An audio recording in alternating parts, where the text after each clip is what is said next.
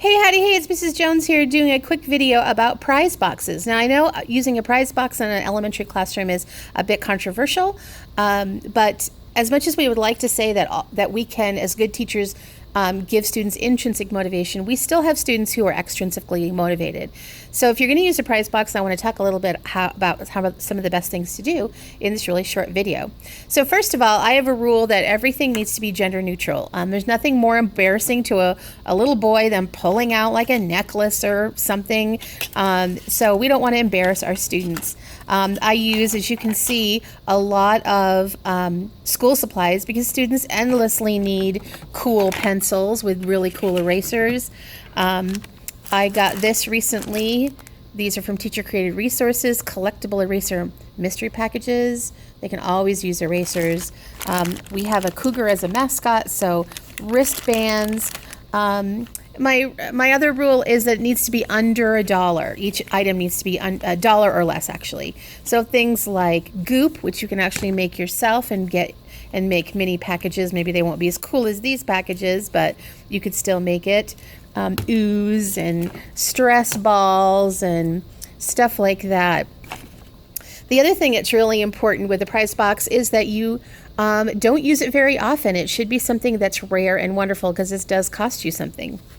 And the last thing about prize boxes is if you're trying to use it to motivate those students who lack motivation, the last thing you ever want to do is, number one, tell them in advance that this at the end of this activity, the winner or whatever is going to get a prize box. And two, you never ever want them to see inside the prize box.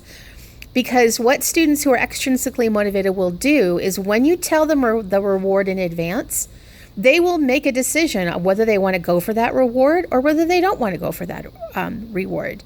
So for example, if your reward is some kind of art project, if a kid's not artsy and they're extrinsically motivated, they are already going to decide, I don't think I'm really going to put my effort into that.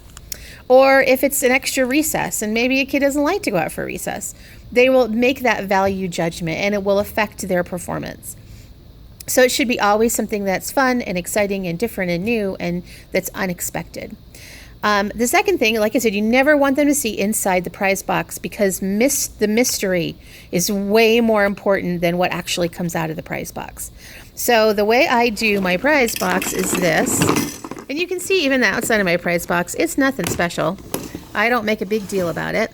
So when a student earns the prize box for something, they come up to the prize box and I lift the lid just enough that they can stick their hand inside, or they can use two hands. And the entire class counts down slowly from 5. So they literally have like 5, 4, 3, 2, 1. And whatever their hand lands on, that is their prize. And there's no take backs. I tell them if they don't like the prize, they can share it with somebody else, but I don't want them to put it back if they don't want it. So this gives a little more excitement. It also gives the student recognition, and recognition is just as important as a pencil with a cool eraser on the top.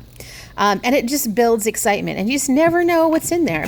And I try not to have too many duplicates, so kids feel like what they got from the prize box was pretty special. So I hope this helps you with your use of prize boxes in your classroom, should you choose to use them.